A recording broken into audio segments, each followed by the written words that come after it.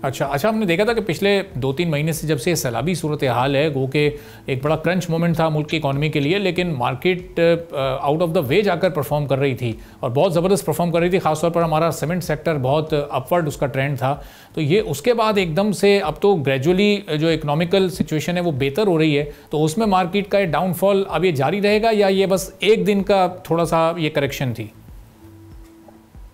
देखिए, वो आपकी बात बिल्कुल ठीक है कि हमने देखा कि ये जो फर्टिलाइजर सेल है वो 17% उसमें इजाफा हुआ on monthly basis, year on year basis सितंबर के अंदर। इसी तरह से जो है सीमेंट सेल में 18% और फिर ऑयल सेल्स के अंदर भी जो हमने देखा 6% से ज्यादा इजाफा हुआ सितंबर माह को। अगर आप देखें इन्फ्लेशन भी सबड्यूड 5.6%, कुछ इतनी ज्यादा खास इन्फ्लेशन नजर नहीं आई है as compare to the discount rate. But unfortunately जो इस वक्त पाक IMF टॉक्स हैं उसको लेकर काफी ज्यादा स्पेकुलेशन मार्केट के अंदर हैं कि आई थिंक ये मोस्ट प्रॉब्ली अगर ये नेक्स्ट मंथ अगर नई ट्रांच जो है $1 बिलियन की रिलीज हो जाती है, आई थिंक ये काफी ज्यादा सपोर्ट कर सकती है इस ब्रीफ बेयरिश ट्रेंड को।